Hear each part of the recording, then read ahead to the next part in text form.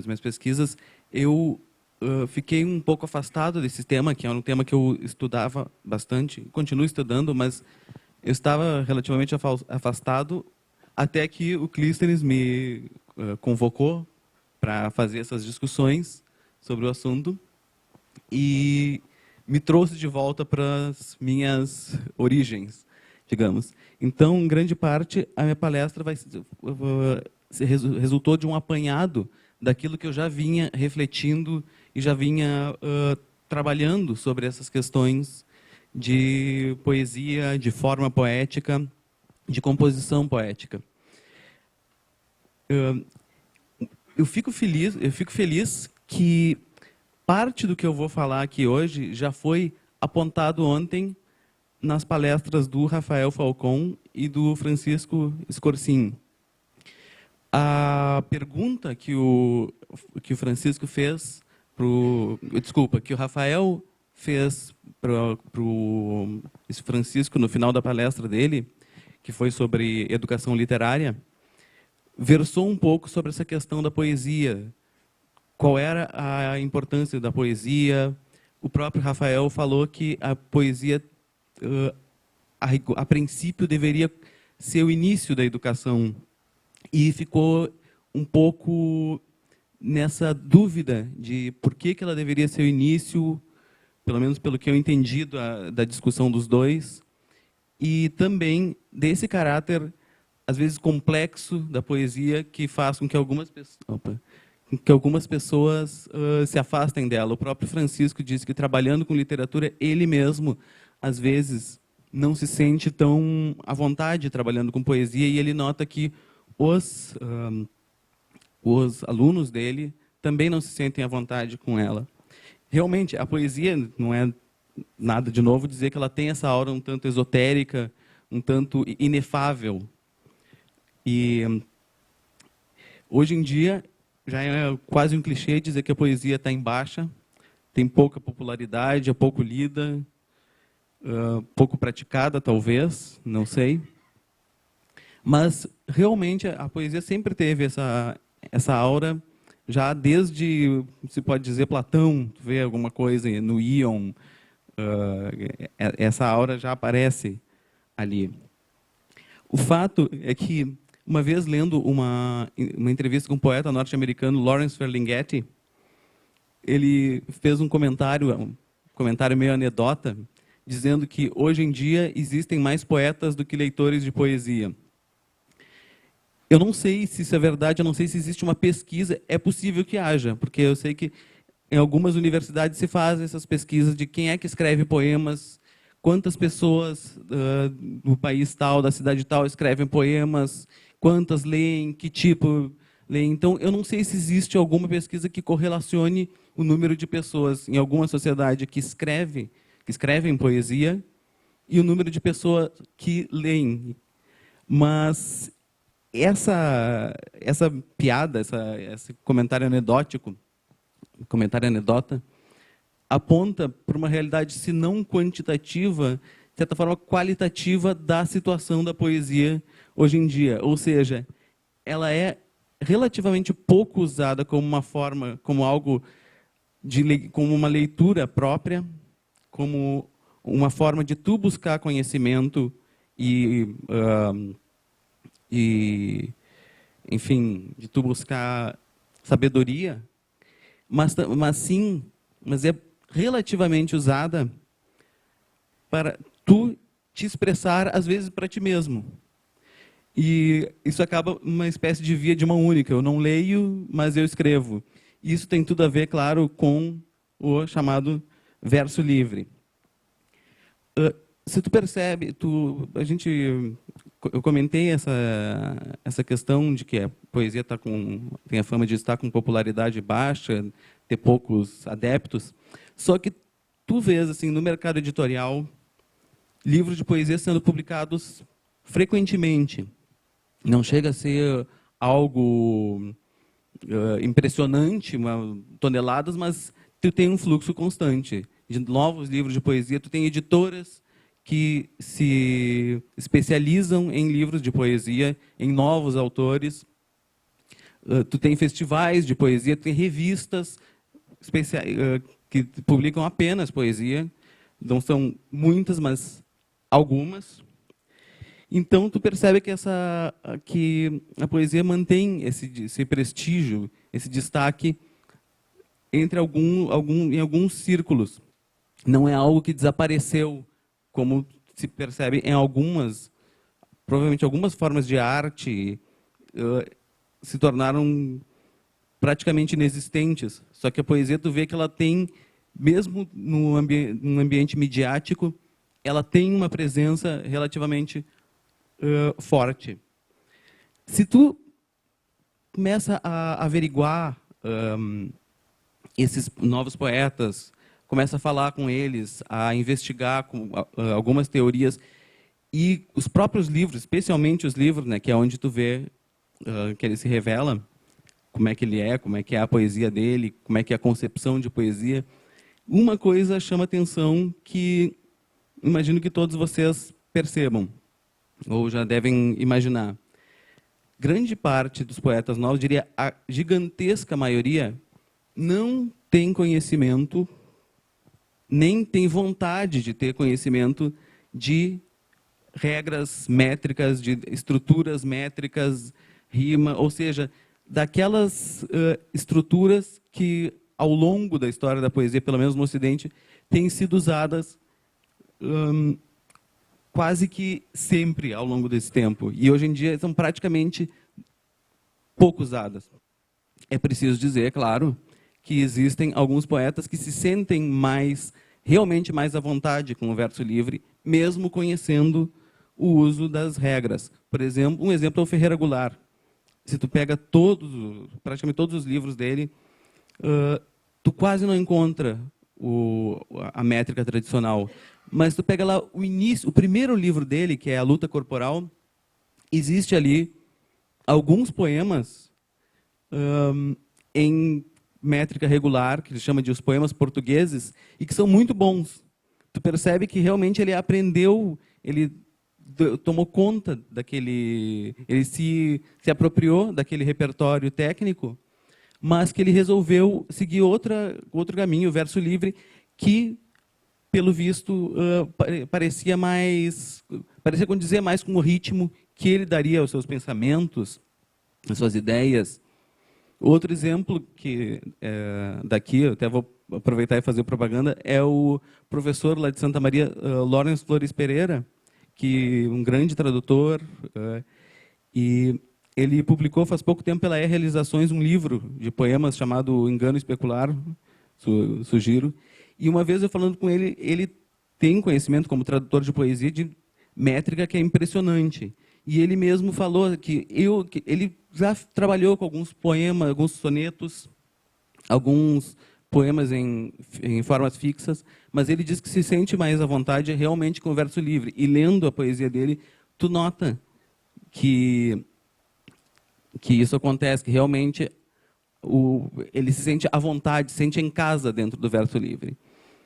Eu posso falar rapidamente que, geralmente, quando tu vê esses poetas, tu percebe, de alguma forma, aquelas formas fixas se insinuando por trás do verso livre. Tu vê que aquele verso livre não surgiu simplesmente da fala, da prática do verso livre, provavelmente, mas de uma apropriação das formas métricas. Ou seja, é verso mesmo. Muitas pessoas que praticam o verso livre, hoje em dia, simplesmente praticam de uma forma...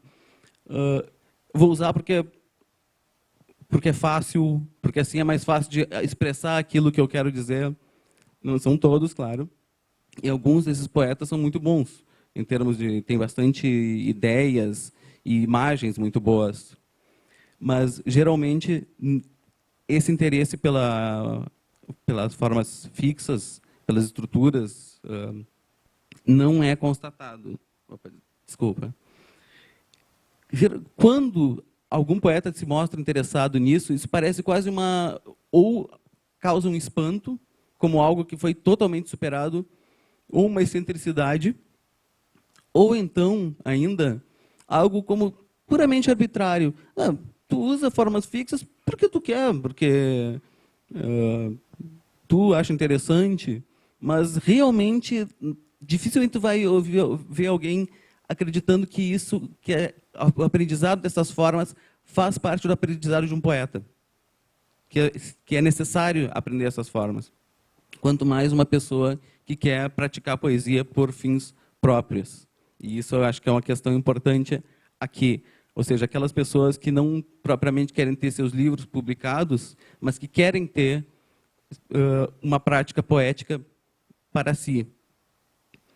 Eu me lembro de contar aqui também outra anedota de um antigo colega, faz tempo que eu não vejo, não sei, também interessado em poesia. E aí, uma vez, eu estava conversando com ele, e aí eu falei como fazia falta na faculdade, na universidade, um professor que tivesse conhecimento dessas formas e tudo.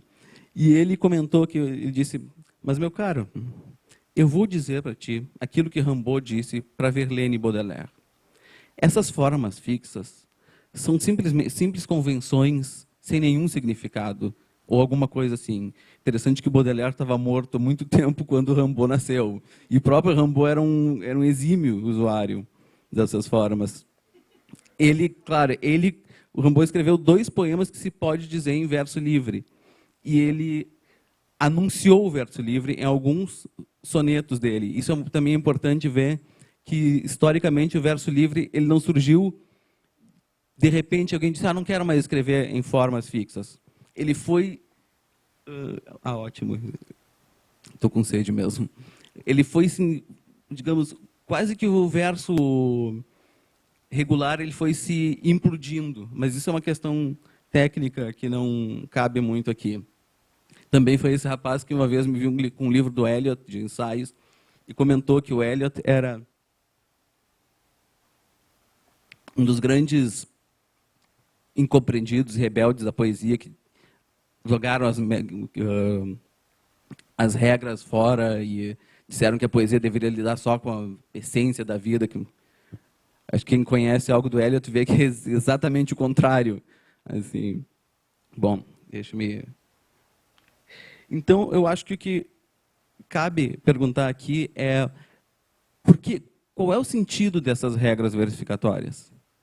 E para que elas são úteis, se elas podem realmente ser abandonadas ou se vale a pena se manter com elas? Porque quem começa a ler poesia e vai direto para os poemas, eu já passei por isso, quando eu comecei a ler, realmente essas regras parecem um tanto arbitrárias. Especialmente para quem está com o ouvido, hoje em dia, acostumado com o verso livre, essas regras, tu não entende por que elas eram tão importantes. Por que elas eram tão utilizadas, de forma que praticamente não existia poesia escrita sem as regras. Para começar, é importante se perguntar se precisa haver métrica e rima, precisa haver forma fixa para se ter poesia. Claro que hoje em dia dizer que sim seria jogar no limbo uma série de poetas bastante consagrados, e alguns deles muito importantes. Ferreira Goulart é um deles, mas tem vários. Mas ainda assim, essa é uma questão pertinente. Eu me lembro que num tratado de versificação francesa, um gramático chamado Maurice Gramont ele defendeu que não poderia haver poesia sem metro e sem rima. Não existia. A poesia ela precisava do verso. E sem metro e rima não existe verso. Bom, eu acho que todo mundo aqui está mais ou menos familiarizado com de onde é que vem a palavra verso, que é um reverso, ou seja, algo que retorna. A prosa ela é uma linguagem que segue, e o verso ele se reitera. O que se reitera? É alguma figura linguística, uma estrutura linguística. No caso, pelo menos no nosso caso, é uma figura fonética, ou seja, é um padrão fonético que, no momento que ele termina, começa outro verso. Por exemplo, não sei se vocês conhecem Francisca Júlia, uma poeta parnasiana. Ela tinha sonetos realmente perfeitos, Quando ela escreve: em teus olhos não quero a lágrima, não quero em tua boca o suave idílico descante, ela segue um padrão rítmico bastante rígido nos dois versos, que é igual. Um padrão em que tu tem duas células métricas, rítmicas, formadas por duas sílabas fracas e uma forte, e aí depois outro com outra célula com uma sílaba, ou seja, os primeiros seriam anapestos, aí depois um iambo, que seria uma fraca e uma forte, e um peon, que são 4 sílabas, 3 fracas e uma forte. Ou seja, em teus olhos não quero a lágrima não quero, em tua boca o suave idílico descante. 1, 2, 3, 1, 2, 3, 1, 2, 1, 2, 3, 4. E esse padrão se reitera nos dois versos. Quando tu tem aquele poema que abre a Imitação do Amanhecer, do Bruno Tolentino, provavelmente porque o ser se intranquiliza por já não ser o que ia sendo intensamente, porque as fogueiras de um martírio impenitente são seus triunfos, seus troféus cheios de cinza. Tu também tem, todos esses versos, uma reiteração de um padrão em que tu tem 3 células métricas com 3 sílabas fracas e uma forte. Provavelmente porque o ser se intranquiliza de já não ser o que ia sendo intensamente, porque as fogueiras de um martírio impenitente são seus triunfos, seus troféus cheios de cinza. 1, 2, 3, 4, 1, 2, 3, 4, 1, 2, 3, 4.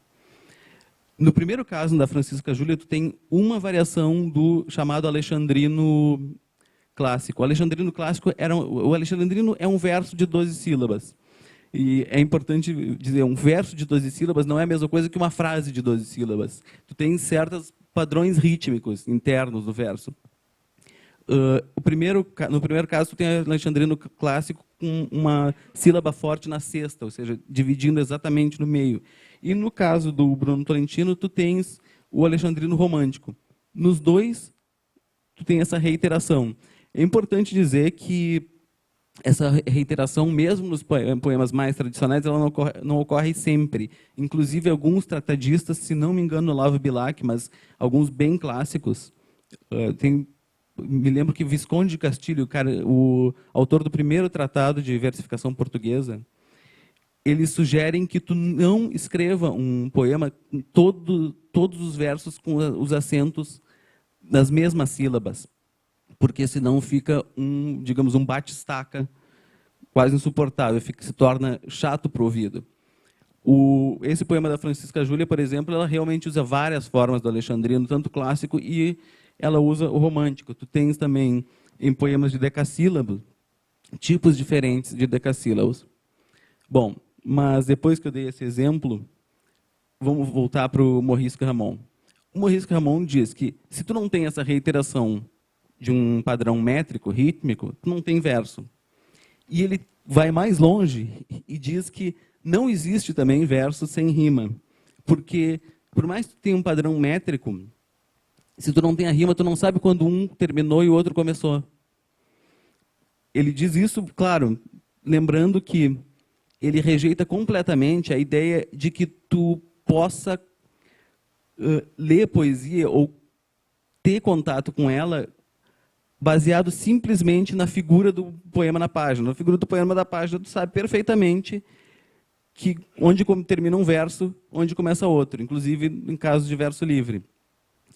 E ele rejeita isso. Ele diz, não, o critério da poesia é só o ouvido.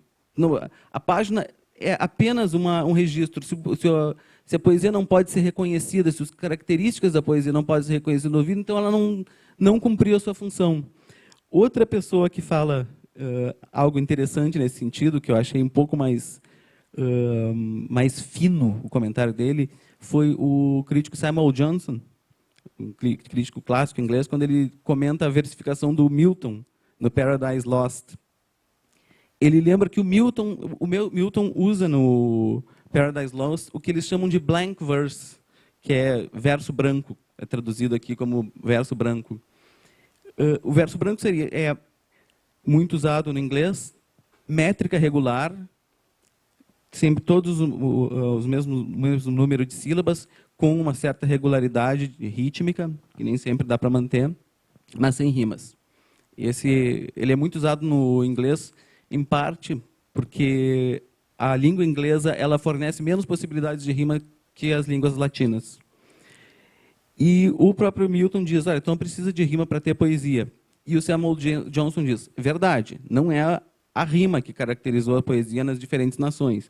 E se tu fores pegar as línguas clássicas, latim e grego, a poesia latina e grega não tinha rima.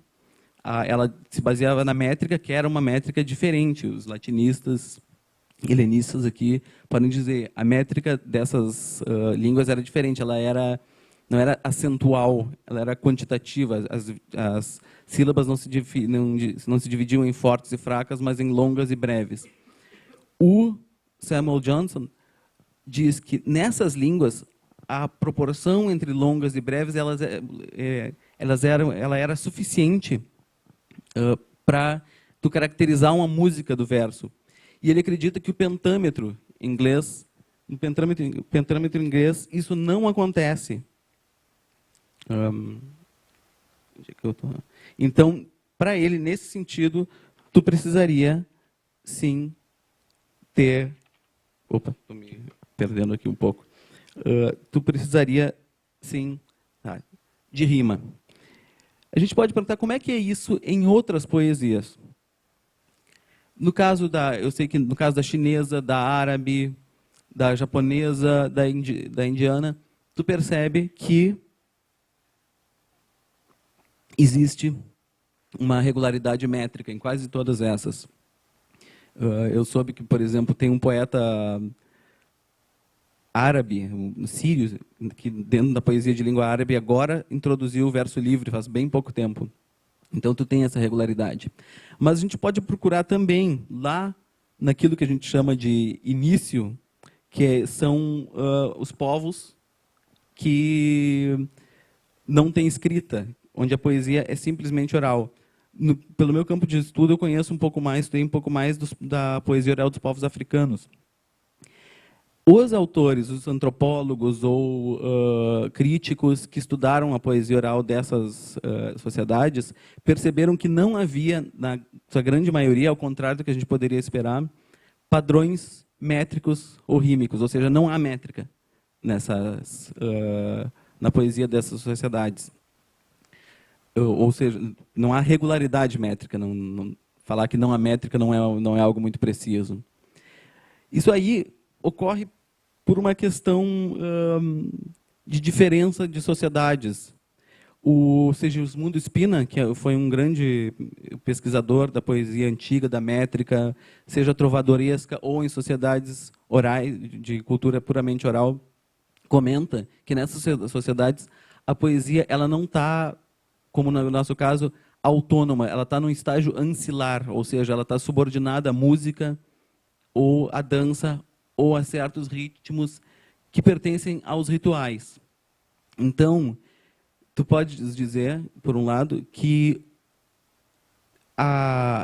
o ritmo da poesia, nesse caso, ele não é marcado pela métrica ou pela contagem silábica, mas sim por outros critérios musicais, por exemplo. Tu pode pensar num ritmo de uma música, da dança, que afinal fazem parte da poesia. É bom lembrar que na poética, o Aristóteles classifica como poesia artes que não têm nenhum uso verbal, em que a linguagem não entra.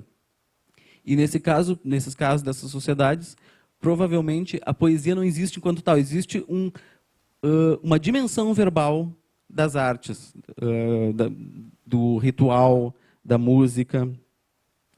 Tá.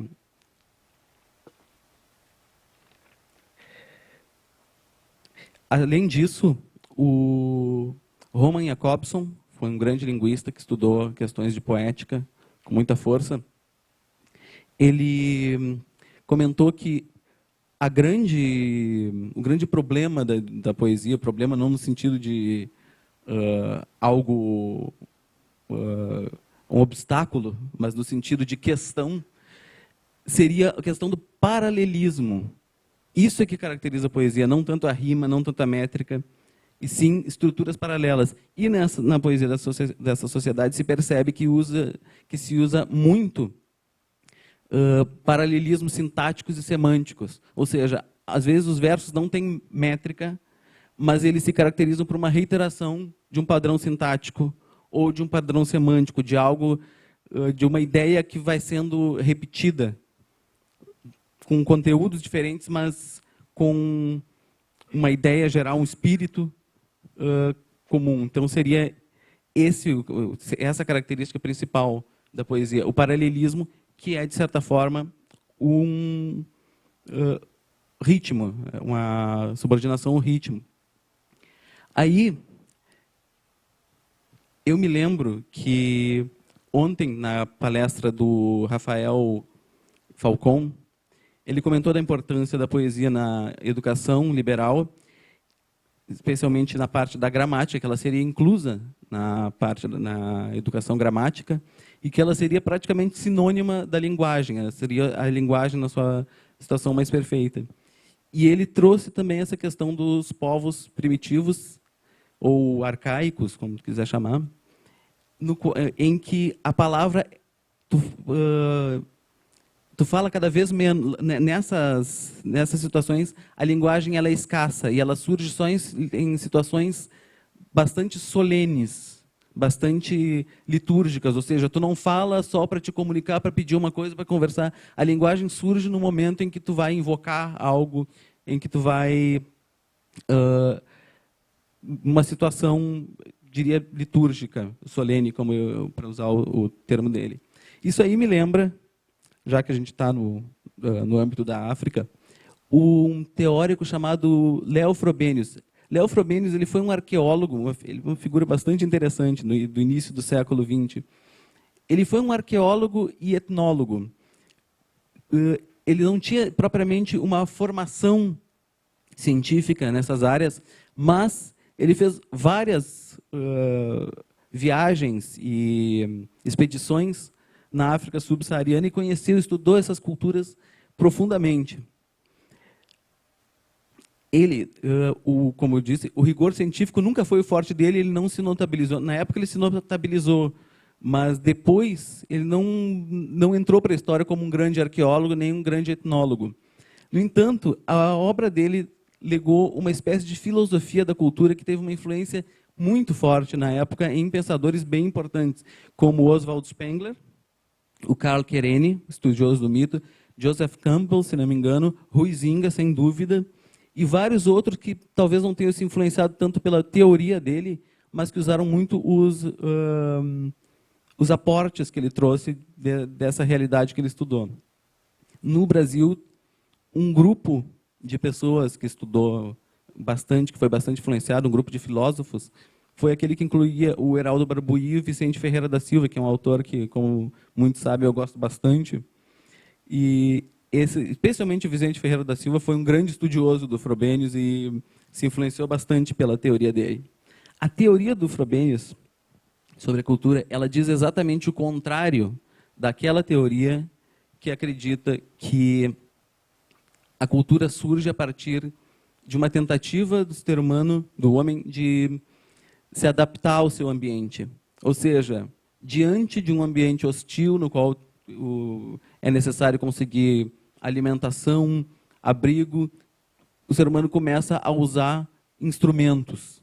E a partir daí se forma a ideia de religião, de arte. Essa é talvez seja a teoria mais comum hoje em dia. Bom, o Frobenius diz exatamente o contrário disso. Ele diz que a cultura, as formas de arte e, primeiramente, a religião, não surgem, de modo algum, de um uso instrumental, de uma relação instrumental que o ser humano faz com a natureza, mas o contrário.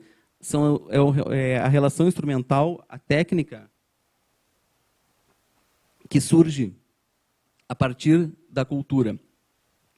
E a cultura, por sua vez, surge de uma relação do ser humano com o seu ambiente, no qual ele percebe uma espécie, digamos, uma presença divina no ambiente.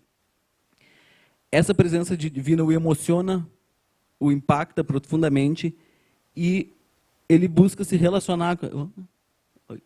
15, tá. Ok. Ele busca, então, se relacionar com esses deuses que ele encontra, e para isso ele começa a criar rituais extremamente complexos. A partir daí é que surgem as técnicas. Por exemplo, o Frobenius fala que, num primeiro momento, o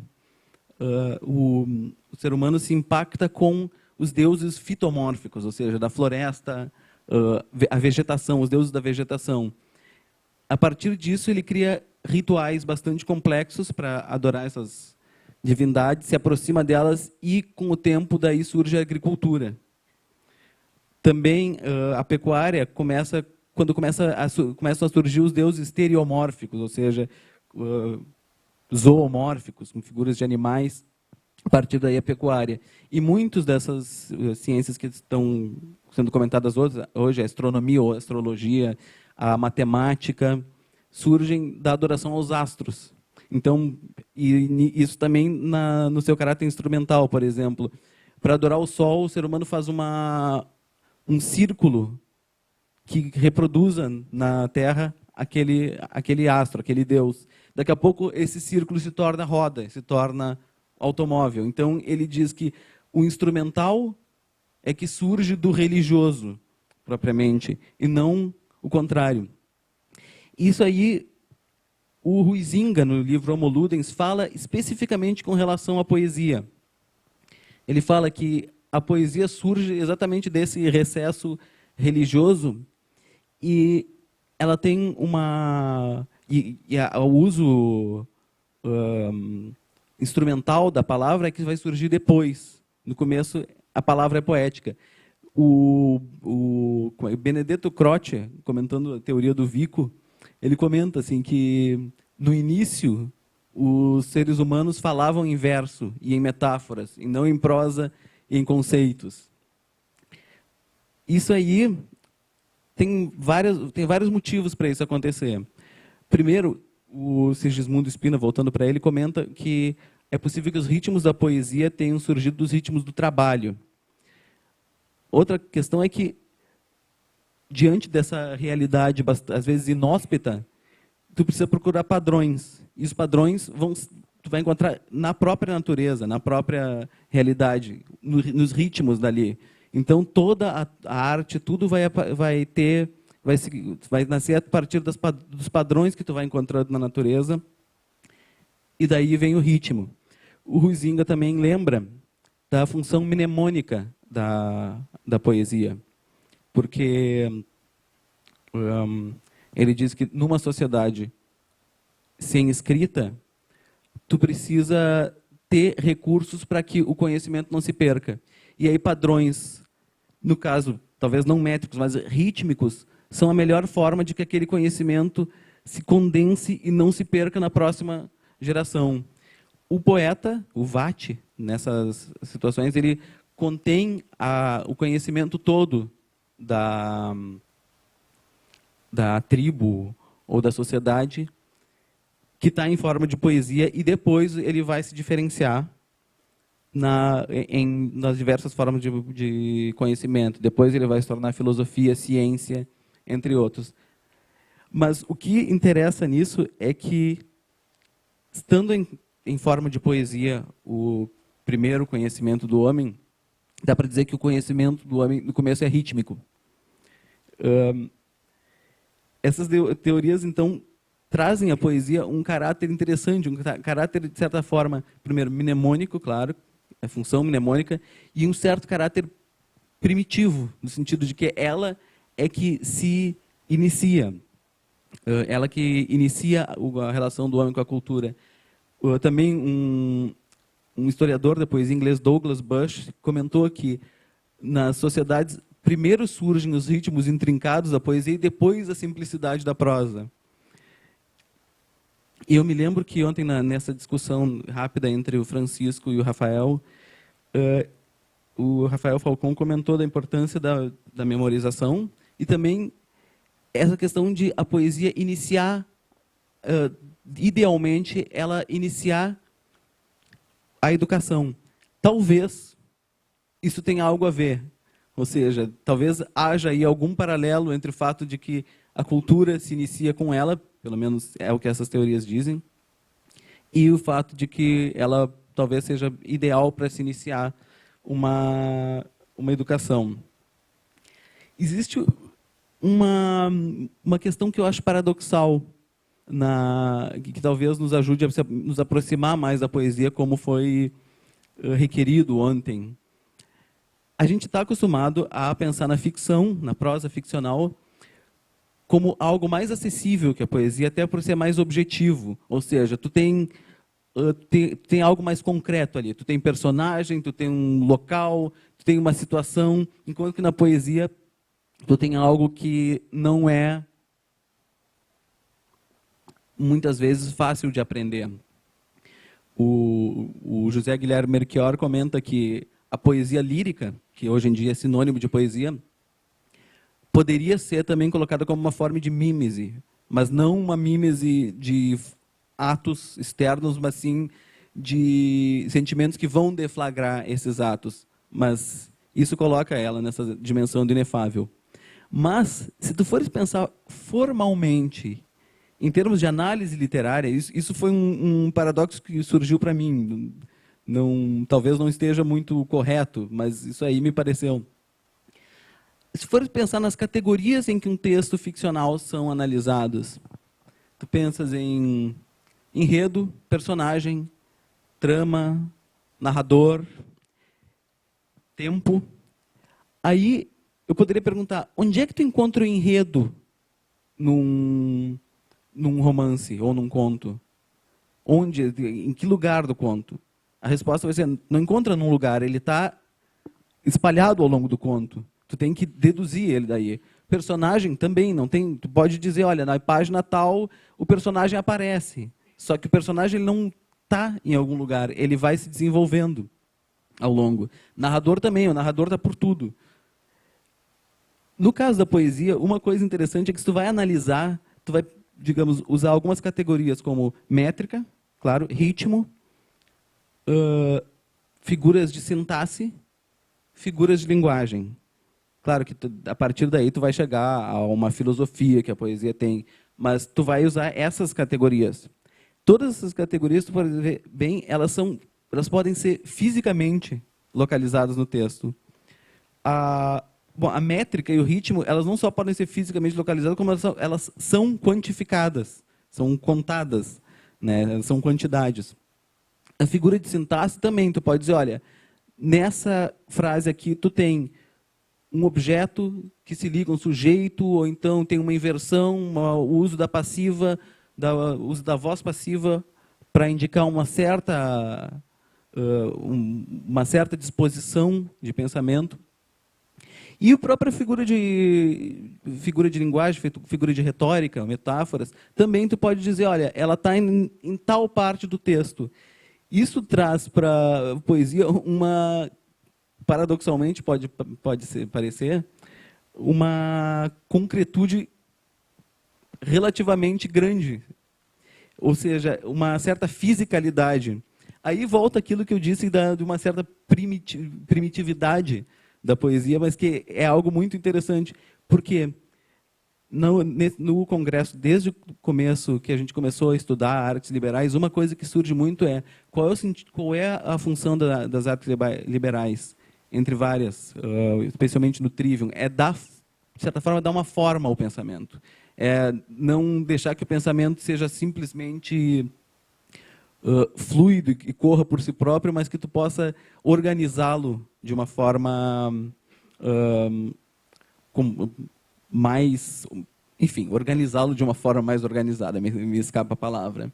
No caso da poesia, tu está fazendo a mesma coisa, só que tu está dando a ele uma forma física, uma forma métrica, ou seja, tu está colocando dentro assim, de uma quantidade, tu tem que subordinar, de certa forma, ou pelo menos informar o teu pensamento em tantas sílabas, em tantas rimas. Isso, de certa forma, é uma disciplina muito grande, Porque para quem escreve poesia, o Clístenes agora está trabalhando bastante, ele pode dizer, quem escreve poesia com métrica e com rima nesse caso é realmente terrível, terrível no bom sentido, percebe que, às vezes, para descrever com essas formas, tu tem um pensamento que tu quer passar ali, tu está conseguindo passar, só que a forma que tu quer passar não rima. E aí, o que tu faz? Aí tem que procurar outra forma para passar, outro rima. Ou seja, ela te força a ter segundos pensamentos. O Oden dizia isso. Olha, a poesia, as regras são maravilhosas para nos livrar da prisão do próprio eu, do próprio self, ou seja, o nosso próprio self, os grilhões do eu, o nosso próprio self nos aprisiona e a poesia, ou melhor, as regras métricas, as formas fixas, nos liberam desses grilhões que o nosso próprio self coloca. E então é interessante que tu está, de certa forma, subordinando um pensamento, ou pelo menos conformando ele com essas regras. Nesse sentido, eu acredito que talvez uma forma de se abordar o estudo da poesia seja pensar nela com essa concretude, procurar entrar no ritmo para depois buscar o seu sentido metafísico e entrar no texto. E é sugerível que a leitura poética se acompanhe por uma leitura, por uma composição poética. Ou seja, tu vai escrever, tu vai ler, tu vai escrever. Nesse sentido, a imitação é uma coisa muito importante. Tu lê aquele poema e vai tentar imitar, vai tentar fazer algo parecido. Aí se pode perguntar, o que seria... Como é que eu estou de tempo? Tá bom. Bom, então, como é que se pode fazer isso? Eu vou fazer uma coisa que eu não sei se eu deveria, mas eu vou fazer de qualquer jeito, falando na coragem. Eu queria um slide, exatamente.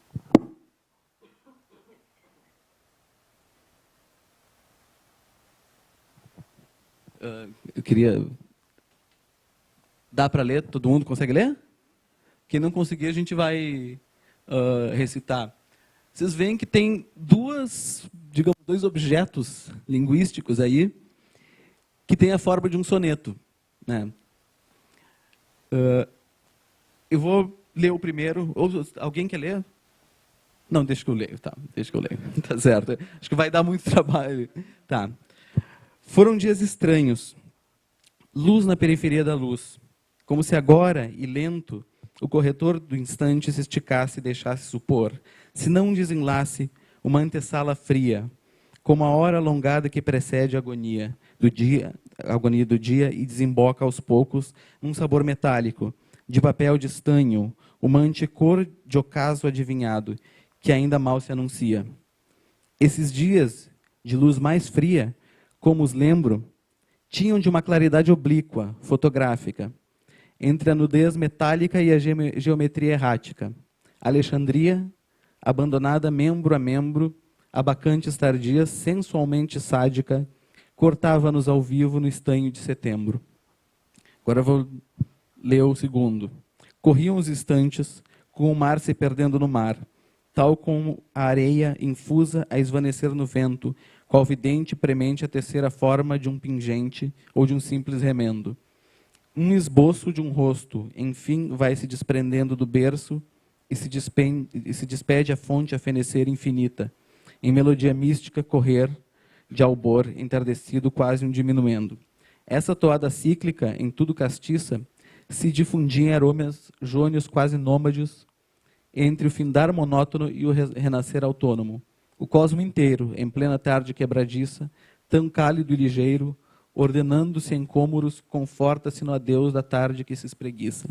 Bom, se a gente começasse a ler cada um desses textos com mais proximidade, a gente ia ver que o primeiro tem um sentido, tem algo a ser discutido. No segundo não tem sentido nenhum. absolutamente nenhum sentido. O primeiro é um poema do Bruno Tolentino, do livro Imitação do Amanhecer. Segundo, foi um exercício que eu fiz, que eu estou passando a vergonha de apresentar.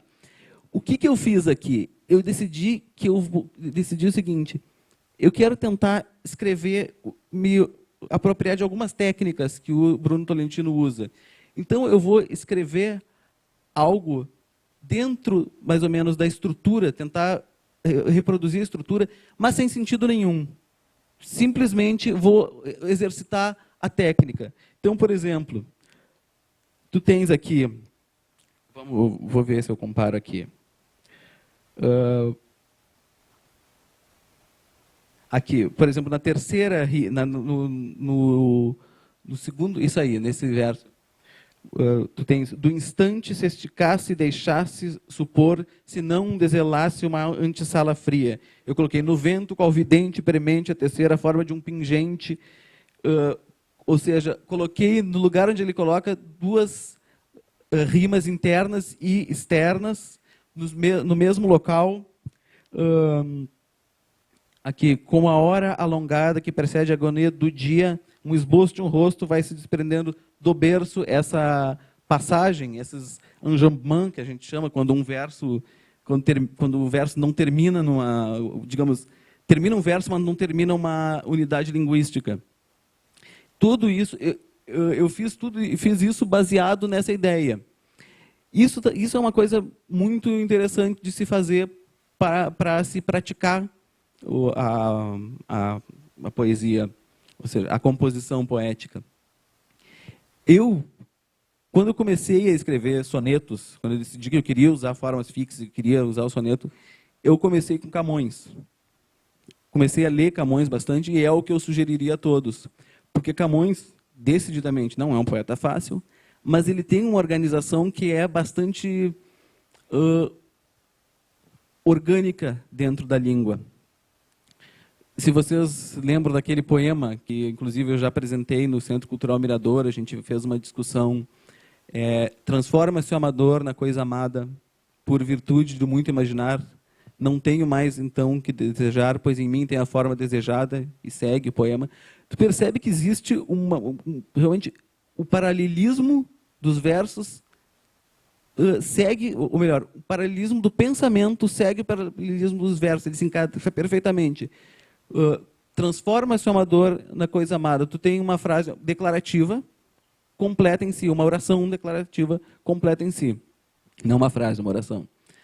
Por virtude do muito imaginar.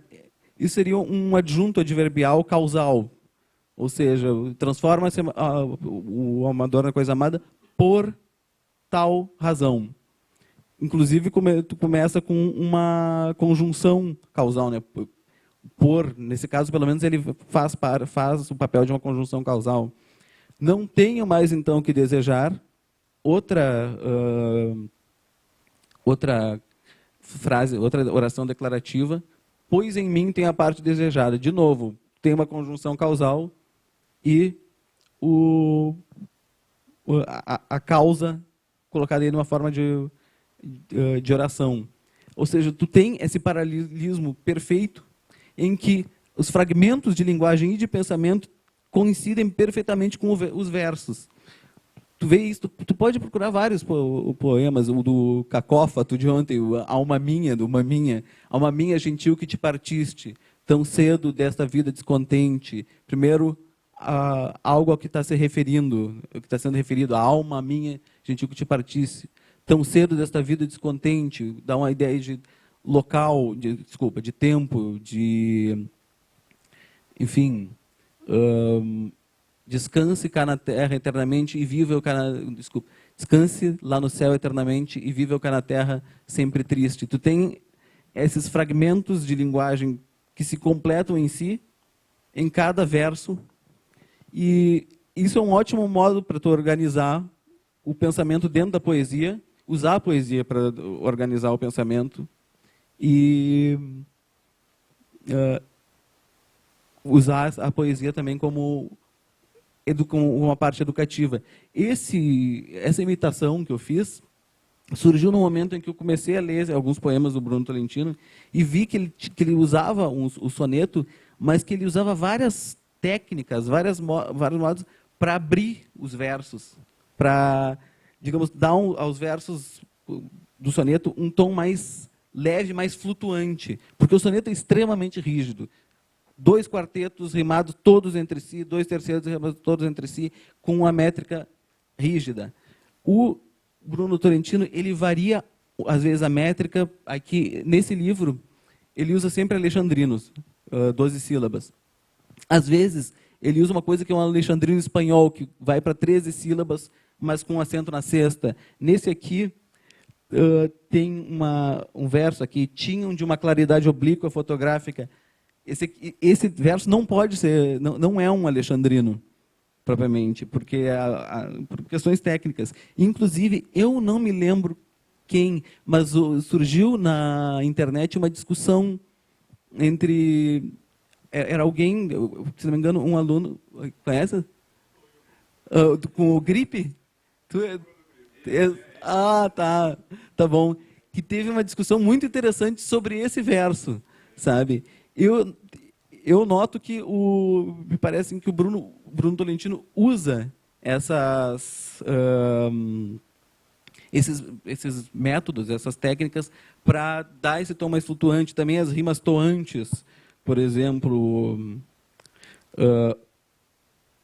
fotográfica, errática, sádica. Vamos ver aqui. Aqui até não tem tantos, mas ele usa muitas rimas toantes, que são rimas em que as tônicas se assemelham, mas não necessariamente o resto por exemplo, eu usei autônomo e cômoros. Então, eu decidi, olha, eu quero começar a utilizar esse tipo de composição. Então, eu vou imitar de quem já está usando, sabe? Então, eu acho que eu ficaria por aqui. Eu sugeriria esse tipo de abordagem. O tempo já... Como? Ah, não, tem tempo para perguntas? Ah, tá. Se vocês quiserem, eu poderia seguir para questões de verso livre, mas eu acho que aí já entraria em outra, sabe? Então, eu acho que vou ficando por aqui. Deu 1 hora? Então tá.